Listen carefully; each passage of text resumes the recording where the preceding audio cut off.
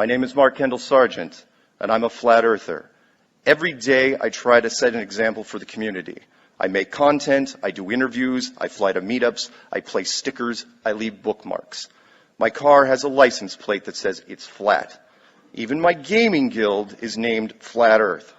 When I'm awake, I'm trying to figure out new ways to plant the seed, and I absolutely will not stop until Flat Earth has changed this world for the better, because that's what we all deserve.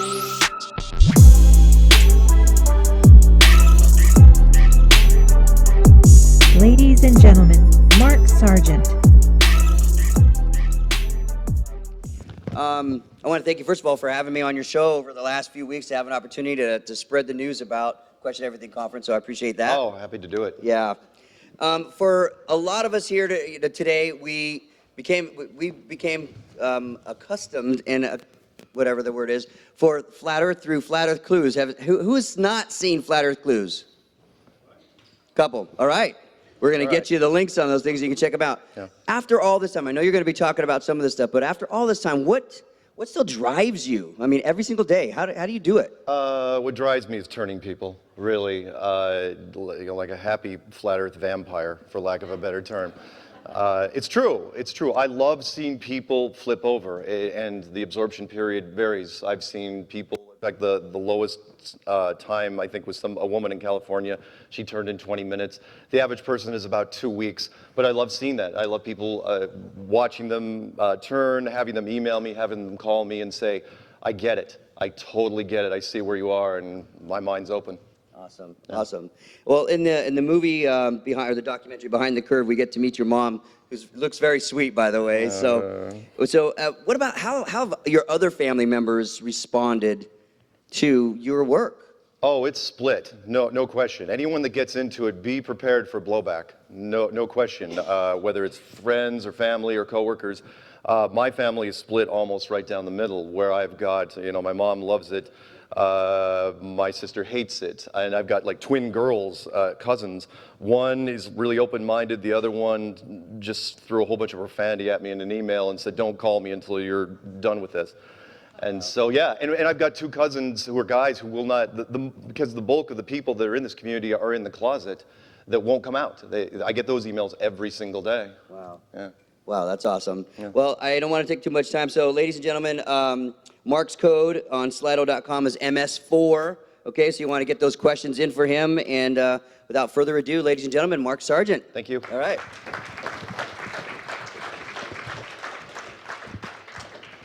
Okay, so before I even start this, I get some questions about this slide every once in a while, and I thought I'd explain it before I jump right in. And just so you know, my presentation is relatively short. It is, the time I have left, I'll spend half of it on the presentation, and the other half I want to talk to you. I get so many emails and so many phone calls, and I have limited occasions to talk to people in person.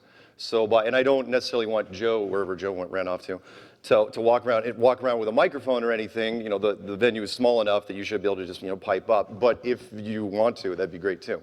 So either way, that's fine. So this particular slide, I want to mention, it looks like a lot of images that have been drawn by a lot of different cultures, whether it be the Navajo or the Hebrew or the Egyptian or the Norse, or the Maya or the Incan or whatever. This particular one is called The Garden of Earthly Delights by Hieronymus Bosch. And it's old, but the reason why I mentioned it, it's got an interesting trivia behind it, and it's tied into LA and the Hollywood theme, and that is Leonardo DiCaprio actually had this painting hanging over his crib as a child. And I thought that was interesting, and you might want to remember that little tidbit as we move along. So let's get right into it. It's 2019 Los Angeles, and here we are at a conference talking about the most insane topic to ever hit social media, Flat Earth. And this is only one of several conferences that will be taking place this year, all of them working towards the goal of changing the world, making an old truth new again, and possibly, quite possibly, creating a new golden age. If I would have said those words to you even 5 years ago, it would have been considered the most extreme fringe science fiction. But today, the term and ideas are almost commonplace. So how did we get to this point? How did Flat Earth make it this far? How did Flat Earth make it to this room? How did we get here? It is one of the most unlikely tales you will ever hear, with plot twists that would make Hollywood writers blush. But as I'm fond of saying, the truth is often stranger than fiction. None of what I am about to tell you is secret information. Anyone can look this up on record of what happened. As a matter of fact, I encourage, I don't think it's rude if anyone, by the way, wants to pop up on their phone and start looking at some of the stuff I'm going to show you. And it's simple stuff I'm going to show you. But if you don't, I can assure you, every word of what I'm about to say is true. It actually happened. Time passes differently for people on Flat Earth. It's kind of like dog years. So when I say this story starts in 2015, some of you will say, oh, all the way back then? Yes, the good old days of 2015, back when we had a different president. And well, nothing really else notable, because in hindsight, nothing happened in 2015, which was a partial reason why Flat Earth started to take hold. On February 10th, 2015, I created the first of what ended being the Flat Earth Clues series. And as some of you know, did not think it would gain traction. I put my name and phone number out there in the first video because apparently I enjoy abuse. You have no idea. I practically begged people to call me up and prove me wrong so I could get back to my sleepy little life in Boulder, Colorado. I've got to mention, by the way, just on a side note, because he'll kill me if I don't give him credit, this particular slide was generated by DITRH, otherwise known as Deep Inside the Rabbit Hole, David Weiss. Great guy, I love him, and thank you for helping me jazz up the clues, because I had a really boring slide on there before. Almost immediately, I was set upon by people who wanted to know more. The emails started pouring in, and the phone calls came in at all hours of the night. My phone is in my bag, it just rings and rings.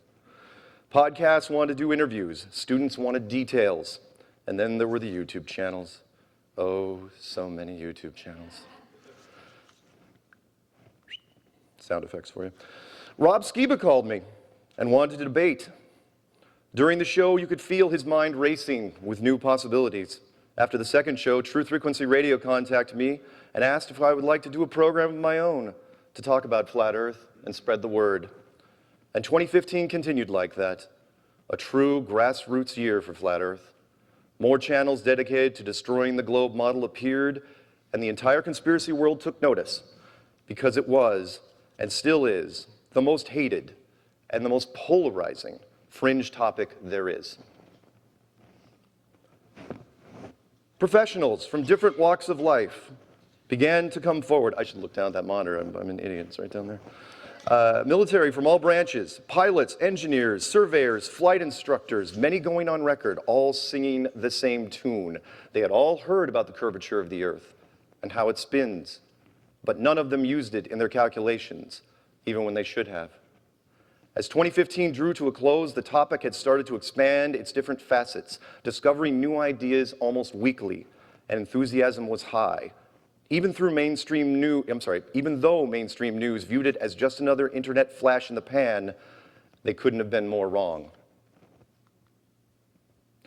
At the beginning of 2016, a Grammy-nominated rap artist named Bobby Ray Simmons Jr., known professionally as the rapper B.O.B., released a single called Flatline. The song was unusual for two reasons. The first was that it included a long audio clip from astrophysicist Neil deGrasse Tyson, as he described the Earth as being pear-shaped.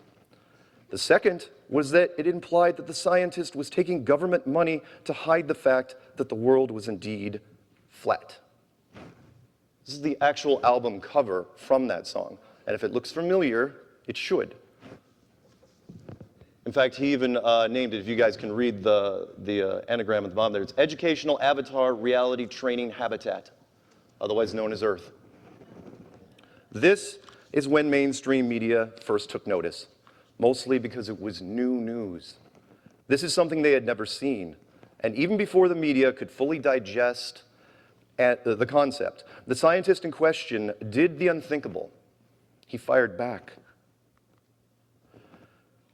For reasons that continue to remain unknown to us, the leading face of mainstream science decided to make an appearance on Comedy Central and then do a monologue against rapper B.O.B. on why the earth isn't flat. He used no animations, no graphics, and made a point to use profanity at the end while symbolically dropping the mic on the topic. With the help of his nephew, Neil Tyson even made a response rap song, which I won't play here for copyright reasons. The effect it had was, well, flammable. It was, without a doubt, the most interesting story to start off the year and helped fuel the emerging flat earth topic in social media. Because the two people involved, one in the music industry and the other in science, there was no way the average media editor could ignore it. It was just too tempting, too tasty. Mainstream exposed ordinary people who had never looked at a single conspiracy to the simple words that now echo everywhere: flat earth. In droves, the general population searched for the reason why this was a headline and were pulled into the rabbit hole from which few can escape. And if you think that's the strangest thing to start off the flat earth world in 2016, you would be sorely mistaken. Leonardo DiCaprio visited the Vatican, and guess what he brought up on camera? Flat earth. Being an A-list celebrity only gets you 15 minutes with the Pope. True story. Did he talk about climate change during those 15 minutes? A little bit. Did he bring the Pope an art book showing the world as an enclosed structure and how it represented the promise of the future? Indeed he did. And you guys look this, that, in fact, right there in the center of that, that is the Hieronymus Bosch slide, which I showed you at the beginning of this. He's showing the Pope this. You've got 15 minutes, and you're not going to see him again probably for the rest of your life. And that's what you're going to bring up. You're going to pull up on that art book, and you're going to show him that page. It's brilliant. I couldn't write this. After Leonardo left, the Pope left the Vatican and flew to Cuba to meet with the Russian Orthodox Pope. The first time the two offices had met in 1,000 years. We don't know what they talked about, but after he left, the Orthodox Pope went straight to Antarctica, one of the two hot buttons of the flat earth community. That's him right there with some penguins on the Antarctic coastline from Cuba. Freezing, no doubt. Who else went to Antarctica in 2016? Oh, this guy, John Kerry, Secretary of State. And even though that might not sound entirely strange to you, being that we just talked about the popes, it did to me because he you know when he was there, when he flew in on election night, when he should have been back in the States backing his favorite candidate. You got to remember that Hillary was guaranteed a win. So if she was absolutely going to win the election, what's John Kerry, Secretary of State, doing down in Antarctica? The second she wins, he's got an instant job for the next 4 years. He couldn't have been farther away. Who else was down there in 2016? Astronaut Buzz Aldrin. One of the only 5, I think, remaining astronauts right now. And that particular shot, he's on a gurney because he had to get airlifted. He's wearing an Antarctica sweatshirt. He was pulled out for health reasons. We never did find exactly why he was down there in the first place. All this happened in 2016. And what it did, and you're wondering, it's like, okay, why is that strange? It was because all of a sudden we started hearing all these stories on Antarctica, and if you cross-reference Antarctica with flat Earth, you get hits all day long. It was just free press. This one's for you, Patricia. The very first Flat Earth Video Award show was also in February of 2016, and yes, I know this image was from the 2018 edition. Yes, there were already so many Flat Earth videos that we were starting to give out awards. By April, Flat Earth regional meetups were appearing. The first was in Houston, then Seattle, and after that, in just about every state you can imagine. And this wasn't just happening in the United States. Across the pond, Dave Murphy from the UK had already made the first Flat Earth television appearance in Macedonia. Good for you, Dave. I was supposed to be on that, but I didn't get it. By August of 2016, I started keeping track of the numbers and the sheer volume of videos that the topic was helping create in social media. We weren't just an anomaly anymore. We were a bona fide trend and gaining speed every month. As 2016 drew to a close, we were a cool club that had gotten some solid attention, but the future was uncertain, even precarious sometimes. Not for long, within a month, all that would change. In 2017, like a sign from the heavens, someone had carved into a hillside in Los Angeles, Google Flat Earth. Even now, the person responsible has never come forward. And if you guys, anyone here recognize that particular mountain, I believe that's Mount Rubidoux. And those letters are, let's back up one slide. Those letters are huge. One guy did this with a shovel. Yep, carved it in, carved the letters in, and then notified the news teams. He just went up there with an orange safety vest, a helmet, and a shovel.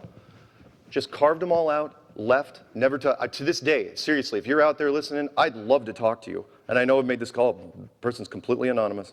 Happens all the time. Think that's strange? That very night, the same night, the hillside, the dirt was still warm, and that night, basketball all-star Kyrie Irving announced during a podcast that he believed in flat Earth, and the day after that, LeBron James, you know him, the most popular face in American basketball, supported him.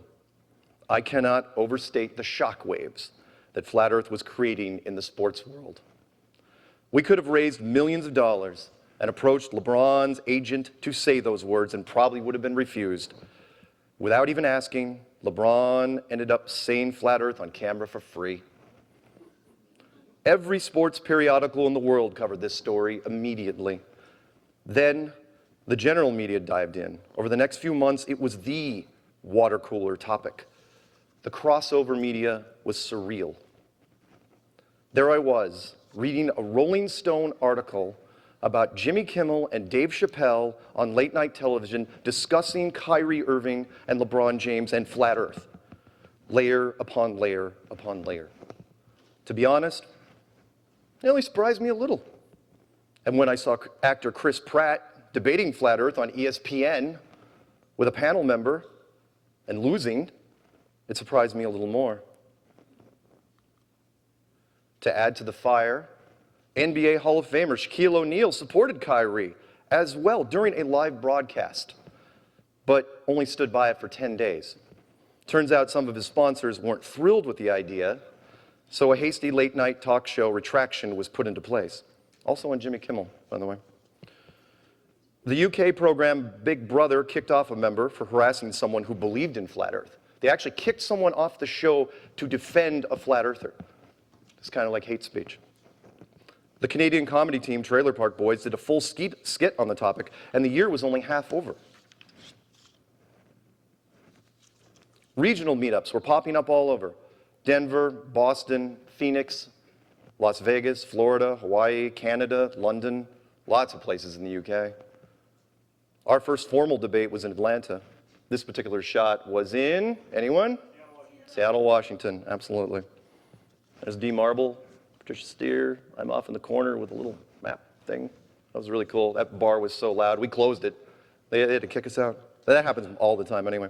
And secondary media explosions blew up as young American students, influenced by flat Earth sports figures, started pushing back against their science professors. Because of this, science journals finally started pushing back against flat Earth. And as 2017 entered its final months, there stood the crowning achievement, the first Flat Earth conference in 500 years.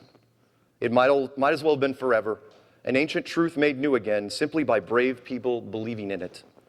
International media flew in for the unique event and were amazed by the conviction, the passion, and the sincerity of all people involved. And is Robbie around here? Robbie Davidson, are you in the room? Ah, it's too bad. He's probably interviewing somewhere or shooting footage. Robbie Davidson gets all the credit for that one. It was really great. It was his baby. This slide. The largest YouTube channels in the world were now wading into the flat earth pool. Late night talk shows were taking shots at us monthly. Who the hell, you know what, I gotta stop for a second because that slide, but I gotta explain this slide. This particular, what you're looking at there is the actual thumbnail from the largest YouTube channel in the world, PewDiePie, which even though I loathe, put that together. As you can tell, that's Patricia Steer and what appears to be Shrek next to her. Oh, horrifying, just horrifying. Oh yeah, I'm sorry. Who the hell was Freddie Flintoff? I didn't know, but apparently he was talking about flat Earth over in London. Anybody know who Freddie Flintoff is? Anybody? Anybody? It's the British version of baseball. There you go, cricket. Absolutely, he's a cricket guy. And he came out for flat Earth, and they just descended on him. HBO, Vice, ABC, BuzzFeed, German television, Russian television, British television, Hustler magazine, university classes, radio stations. The last day, we were media spoiled by 2017. Before 2017 was over, there was nothing we couldn't do. The last day of 2017, rapper B.O.B. was preaching flat Earth to Bill Nye the Science Guy. I didn't care. Just throw it on the pile. That same week, Kyrie Irving was using flat Earth in his shoe commercials. And still, mainstream science thought we would just go away. So what did we do in 2018? We changed gears. If some is good, then more is better. More meetups, not just every month, but almost every week. I had to build a special playlist on YouTube, and there were now hundreds of regional meetups on it. Like that was San Francisco. That's South Korea. D Marble's in the middle of that somewhere. You can't barely spot him. He's down there just above the K. That's D Marble. They flew him over there for this. Jealous. Totally jealous. You would think at this point that nothing could surprise the media when it came to flat Earth. They had already seen a rap battle between a Grammy nominee and the world's most popular scientist. Then they watched the sports world openly debate the shape of the world. What other rabbits did flat Earth have in its hat? Well, this for one, Mad Mike Hughes. Is he in the room? Okay. Mad Mike Hughes, a California stuntman, put a giant flat Earth sticker on the side of a homemade rocket and literally launched the topic to a new level. Did it prove flat Earth? Not at all. Was it covered again and again in social media as the launch was delayed twice? Yes, it was. In 2018, there wasn't just one flat Earth conference, there were three. One in the United States, one in Canada, one in Canada, and one in the UK. All different, all fantastic. We now had dedicated venues where we could share our ideas and experiences. Just before the first Canadian conference, the first mainstream documentary on the topic defied all expectations and competed in 22 film festivals in 7 countries. So many showings that the producers could not even begin to attend them all and started flying me out to them. Yeah, because that's going to be objective. What do you think of flat Earth? And I did. I just tortured them. It was awful. Heck, we even missed the last 3 were in Moscow. We couldn't send anybody out. There was just, couldn't even afford to send them out, to be honest. And during all this, the numbers, the precious stats that I love, reached for the impossible. In June of 2018, the flat Earth topic, which started at a modest 50,000 search results, had hit 20.9 million.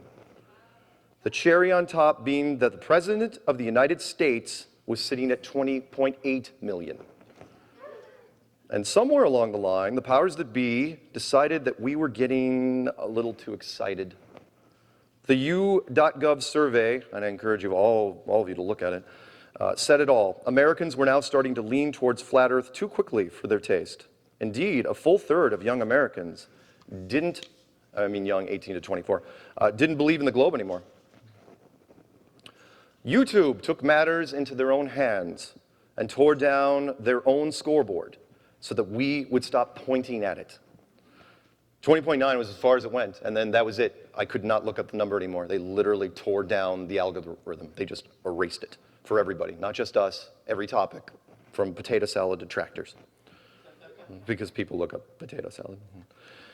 Google went before the United States government and said they were doing what they could to deal with the flat earth problem that kept spreading. You heard me right. It's on television. You can watch it. But secretly loving us because we kept people on YouTube, now the largest television network in the world. And a side note, this isn't actually in here. There was a programmer that worked for YouTube, and when he came out, they were asking why things get recommended, what they do on the sidebar.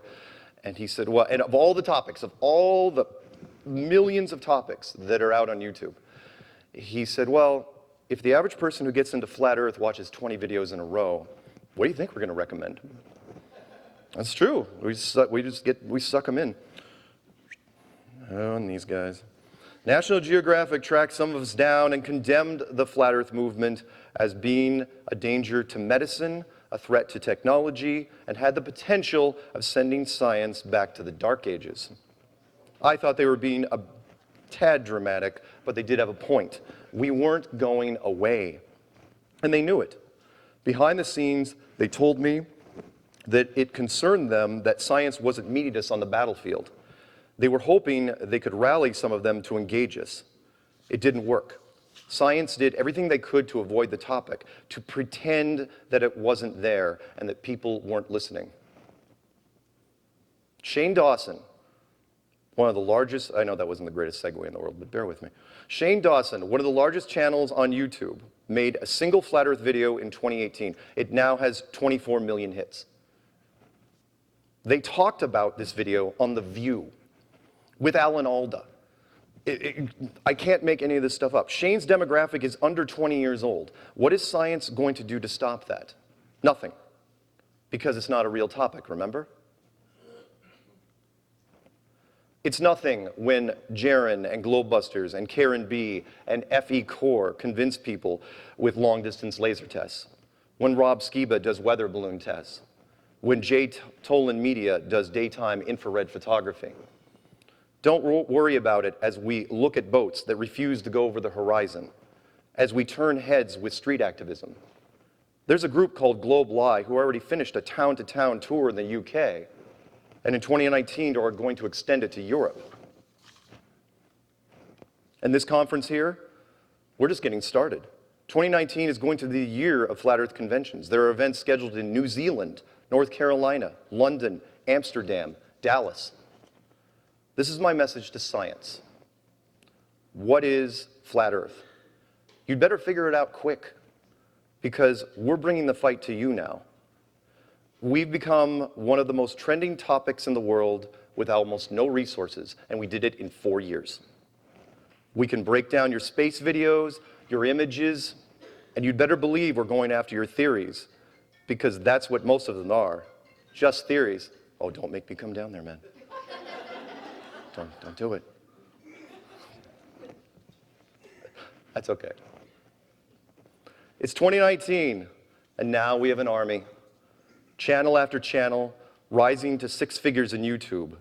Jaronism, Rob Skiba, Celebrate Truth, Controversy 7, Red Pill Philosophy, ODD Reality, just to name a few. And the 5-figure channels? I've literally lost count. Channels dedicated against NASA, channels dedicated to experiments, channels dedicated to debates against globalists, channels dedicated to activism. So many different facets, it feels more like a school than an invasion force. And that makes sense, because every great army has an academy behind it. And we've created one from the sheer volume of our online content. In closing, I'd like to remind people of my mission statement. My name is Mark Sargent. I'm the freshman recruiter for a wonderful university/academy called Flat Earth.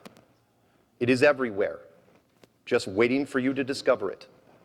The people involved are kind, sincere, and most importantly, open-minded.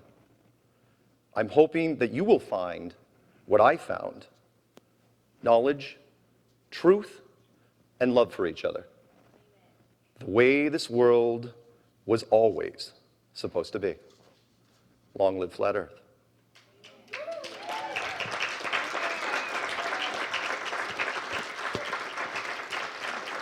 Thank you. So, I don't know if I got any good slides to be icebreakers. This one's not bad, although it kind of steals from Paul a little bit. One of the reasons, real quick, I like, this is actually a pretty good icebreaker for me because it is out of all the slides, Paul's got tons and tons of great moon stuff. I usually just show this one. It is a single shot from Apollo 12, and it incorporates so many of the different things in it. And I just ask people, I say, hey, how many things do you see wrong in this picture? Anyone? Anyone? Throw them at me. Anything. Okay, let's do shadows first. Shadows is probably the most obvious, which is everybody knows if you have one light source that's 93 million miles away, the shadows can only go parallel. All the shadows are going to go the same direction. You can go outside and test this right now. And yet there's a hot spot here, and you've got shadows coming in straight. They're going in 4 different directions. And the only way that could happen is if a light source is less than 50 yards behind him. Of course, no stars in the distance, and you never see that ever, ever, ever, because that's the oldest thing. That was I actually agreed when they decided, don't put stars in, because remember, if the stars are out of alignment, because everything's time date stamped, if the belt of Orion's in the wrong place, you'll have some nerd in his underwear in Nebraska at 3 in the morning. He's going to stare at it and go, oh yeah, absolutely. Anyway, Paul. Look at all that disturbed sand around underneath the lunar module there where it landed. Yep. Blast crater, 10,000. Yeah, 10,000 foot-pounds of thrust, landing in ash, and there isn't a splay pattern underneath it. You've got a VHF transmitter with 1969 battery technology that's beaming 10 frames per second video and sound a quarter million miles an hour, or quarter million miles through a Van Allen radiation belt, and you're hitting it with pinpoint accuracy with no problems whatsoever. It's brilliant. It's so many, and of course, one of my favorites is that the module itself looks like it was put together by a homeless person. So. Seriously, you guys ever want this, just email, if you want any of this stuff, just email me and I will send you this image. When you blow it up on a big screen, like Paul's saying, it's just amazingly glaring. So, sorry. So, anyone have any questions, thoughts, comments? Yes, you. Hi, Mark. Yeah. Hello. Thanks. My name's Daniel from Central California. And Joe, you'll keep track of the time, right? Perfect. Quick question. I've only been researching flat Earth for a little under 2 months. Yeah. Totally new. Yeah. I've been looking into flight paths, and I know you probably don't have a great answer for this. I'll try. But okay, yeah, whatever you can. Anybody else too want to jump in? But there are direct flights that Qantas is doing. I know. From Santiago, Chile to Melbourne, Yep, Auckland, yep. and Sydney. Yep. And I've been double checking it. A lot of people were saying, oh, those aren't direct flights, or they'll let you book the flight, but the flight actually is never going to take off. They never sell enough tickets to actually make the flight go. But I just checked it again today. There's one that's leaving in about 2 hours. So. Absolutely. And I knew that, heck, 4 years ago, because I made Clue 7, and I said, look, I can't find any direct flights. The fact that 95% of the flights in the Southern Hemisphere that go from south to south are multiple connections, that should bother people anyway. Again, I talked to a corporate travel agent. She goes, you don't know how much hell we go through trying to book things. There are capital cities in the south, from like Africa to South America to Australia. Capital cities, doesn't matter how much money you have, you cannot get a nonstop flight. But to be fair, there are a few out there, just a handful. And that's why I made Clue 9, otherwise known as the Magic Show, which said you can't prove the route. And by that I mean, yeah, the map is screwed up. We know there's some perspective issues with the map, and that is, even if you, yes, I do believe direct flights exist, I really, really do. But the latitude and longitude drops off into approximated or estimated mode once it gets off of radar range off the coast, and everybody tried it. I mean, the planes, even the graphic will still be there. That's the interesting part. You'll see the graphic, but the latitude, we'll call them Latin long. Latin longs disappear. They just go into, we have no idea where this plane is. It's more or less a guesswork. And it's not just the south we see that in. You see that in the north as well. So if you have a plane that's leaving, like, say, from here to Hawaii, you're 150 miles offshore. Oh, yeah, that graphic's still there. Latitude and longitude, not there anymore. that kind of help? Yeah, that is helpful. The other issue that I saw is Yeah. the flight is about 10 and a half hours, Yep. something like that. Yep. But if you ran a straight line on the flat Earth map, it would be significantly longer. I know, right? which is why we, part of, hang on, let's go back a couple slides. I like the slide better anyway. Part of Flat Earth University is advanced map making. We have dedicated people that just all they do is try to crank. We had a guy that in England, I think, lost his mind trying to rewrite the map. Because there's something going on that we don't know. That would be Tiger Dan, the legendary, if you guys don't remember him. But we know we're working on it as far as the map stuff. We know there's some kinks in it, trying to figure out what they are. So it wouldn't, but it's not nearly enough. I mean, that wouldn't be nearly enough to sway anybody back to the globe. You got to remember, we've got, and I wasn't exaggerating when I've said this to other people, we've got a 99% retention rate, which is once you go down this road, you're not coming back. There's nothing to go back to, even if you wanted to. There's just not enough. You want, some people do. It's like, I want to go, they go, the line from Matrix, from Cypher, it's like, why, oh, why didn't I take the blue pill? Right? People try. It's like, oh, please, blue pill. Nope, can't. So, anybody? Yes. Thank you. Building on what he was saying, in Behind the Curve, that pink-haired woman, when she started looking at the flight pass and she was like, oh, what's this little guy doing? And she claimed to have found a couple that you could actually see across the ocean. I meant to ask you about that. Like they were Oh, yeah, she was in seeing, the South. Yeah, she was seeing the graphics. She absolutely was, and she's not a pink-haired woman. She was a very nice recent graduate from some Southern California physicist department. She now is apparently brown hair. Her pink hair's all gone. I think she was in the same theater you were at the LA Film Festival. And yeah, she went through and that was editing. That was perfect editing, which is like, okay, she saw a flight going across that ocean, the southern Atlantic, I believe. And she goes, oh, look, there it is. It's so easy to prove. And it's like, really? Because no one would have thought of that, I don't know, in the first week that I did it. Come on. Come on, don't be shy. Yes? Thank you. If I may, to add maybe a bit of a healthy dose of skepticism. Sure. Why now? Why the last 4 years? Why the sudden surge? I mean, based on... That's not skepticism. That's a great question. I love it. Okay, why is it coming out now? And I get that a lot.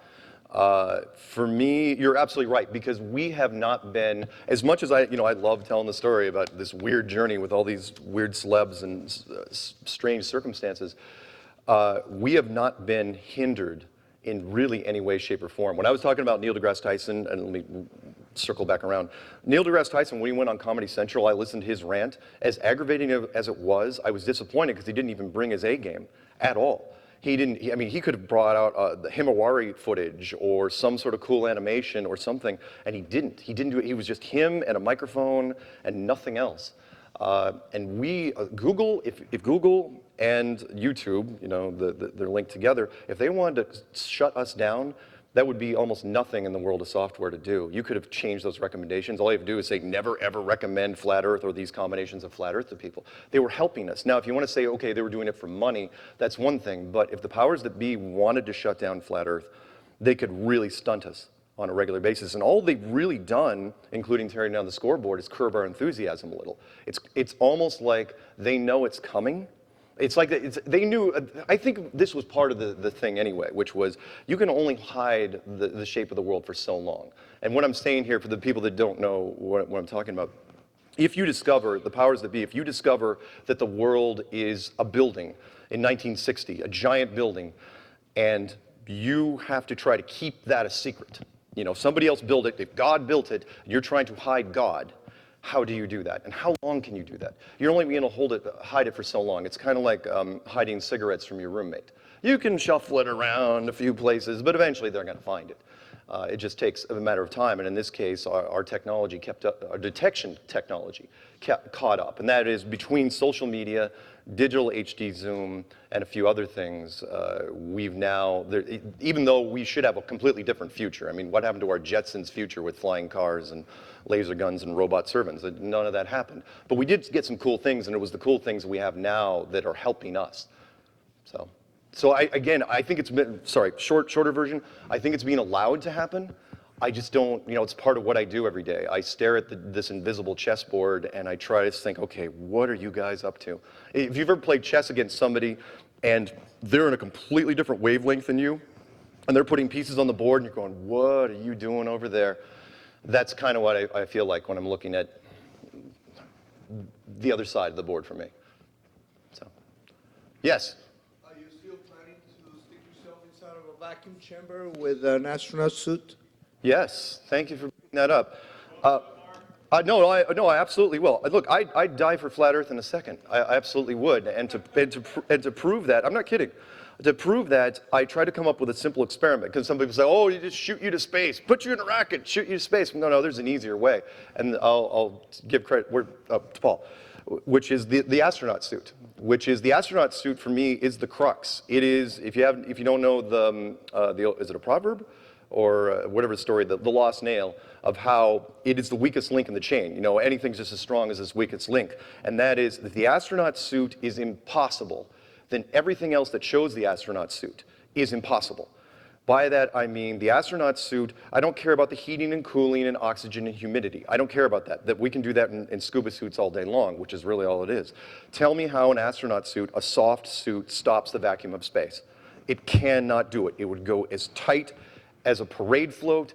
They would just keel over, and that would be it. And they would burst, and they would die. And so my challenge was, and remember, they've been doing this, even if you could tell me that microprocessor technology and some magical science could do this today in 2019, tell me how they did it in 1969 with analog, with weird gauges. Why didn't we ever hear astronauts complaining about how much oxygen they had left? Nobody talked about minutes, like I got 6 minutes left, Neil, I got to get back in, or whatever. Nobody ever talked about that. So my challenge was, all you have to do is dig me up any spacesuit, because none of them ever failed in the history of any space program. Nobody's ever died in a spacesuit because of the spacesuit.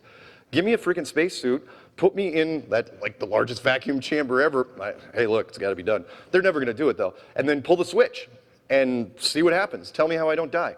They of course, they'd never do it. I mean, they make me sign waivers and stuff like that. But yeah, I was totally willing to prove the point, because we would get up to that discussion, and even before I got into that chamber, I'd go, how does it work? Open up the backpack, and I'm not talking about a G-force suit, anything that's tethered. That's cheating. That's something you have in a fighter plane. In fact, it's funny when you look up, you want hard videos to find astronaut in a vacuum chamber on YouTube. Try to find that. The first video that comes up, if I'm not mistaken, even today, is James May, who is from Top Gear, from that UK show. And they put him in like an Air Force suit, and he was scared to death.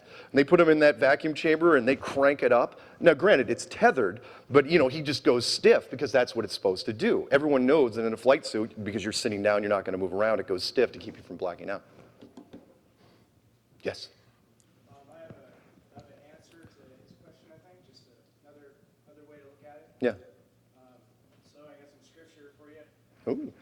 From Daniel 4, it is written that, but thou, Daniel, shut up the words and seal the book, even to the time of the end. Many shall run to and fro, and knowledge shall be increased. And then Isaiah 55, 8-9 says, it's answering the importance of why now, why things Right. are being built. So from God's word, just also, God's thoughts are above our thoughts. His ways are above our ways. Yeah. So his timing is always perfect in everything. And in Luke, just one more, nothing is secret that shall not be made manifest, nothing that is hid shall not be made known and come Right. abroad.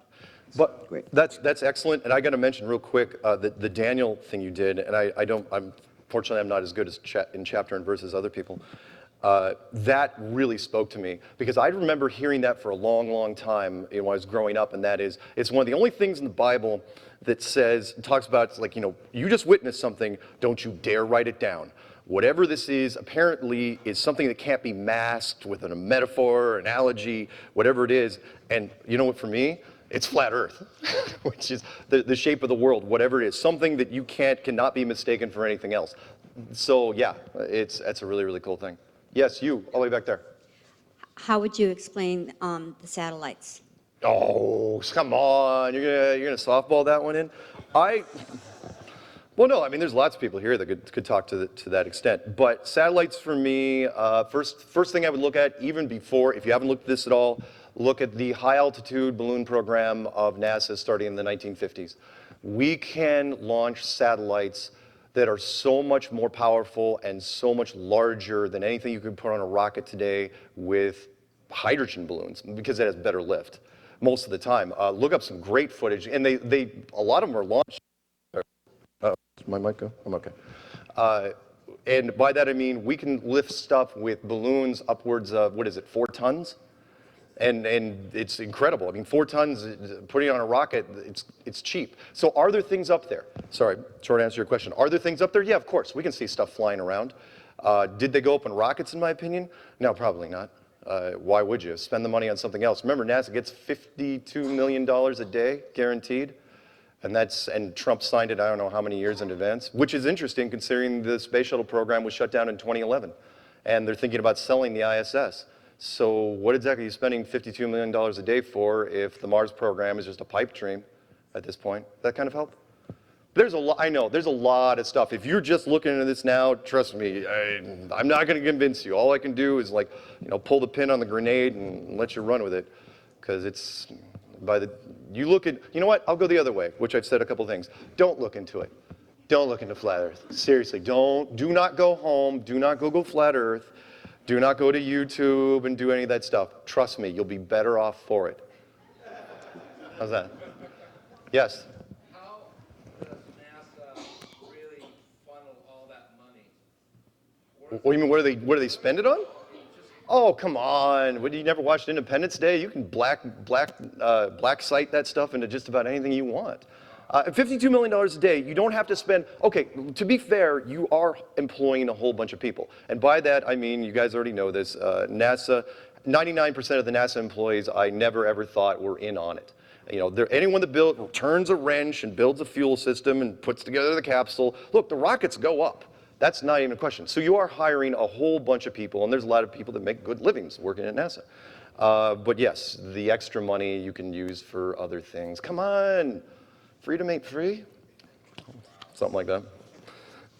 All right. That for the rest of the questions, I want to encourage you guys to go to slido.com, put in MS4. Mark will get the questions, and we'll finish those up during the panel. Ladies and gentlemen, Mark Sargent. Thank you.